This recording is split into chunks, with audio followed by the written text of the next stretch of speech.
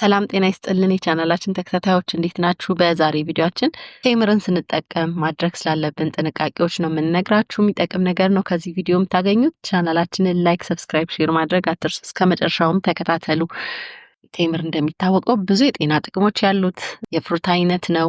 ስለ ቴምር የሰራነው ቪዲዮ አለ፣ እዛ ላይ ሄዳችሁ ብታዩ የሚጠቅም ነገር ነው የምታገኙበት። ነገር ግን ቴምርን ስንጠቀም አብዝተን መጠቀም የለብንም። በውስጡ በከፍተኛ ሁኔታ ስኳርን የያዘ ስለሆነ አብዝተን የምንጠቀም ከሆነ በደማችን ውስጥ ያለውን የስኳር መጠን ከፍ ያደርግብናል። እንዲሁም የስኳር ህመምተኞች በትንሹ ነው መጠቀም ያለባቸው ወይም ሐኪም ማማከር ያስፈልጋቸዋል።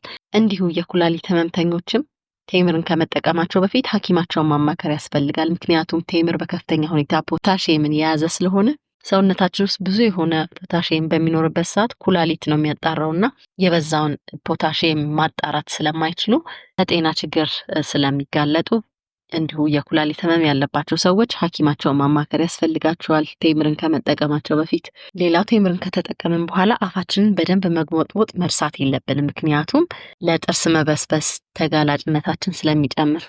እንዲሁ አብዝተን ቴምርን የምንጠቀም ከሆነ በውስጡ ከፍተኛ የሆነ ስኳር መጠን ስላለው ለአላስፈላጊ ውፍረት ልንጋለጥ እንችላለን። በአጠቃላይ ቴምርን ስንጠቀም በቀን ከ4 እስከ 6 ፍሬ ብንጠቀም በቂ ነው። ከዛ በላይ መሆን የለበትም። ከዛ በላይ በሚሆንበት ሰዓት ለእነዚህ ለዘረዘርናቸው የጤና ችግሮች ተጋላጭ ነው የምንሆነውና ብዙ ጥቅም ያለው ነገር ቢሆንም ግን አብዝተን ስንጠቀም ሁሉ የጎንዮሽ የጤና ችግር ስለሚያመጣብን ቴምርን ስንጠቀም ግን እነዚህን የዘረዘርናቸውን ነገሮች ከግምት በማስገባት በጥንቃቄ መሆን አለበት ማለት ነው።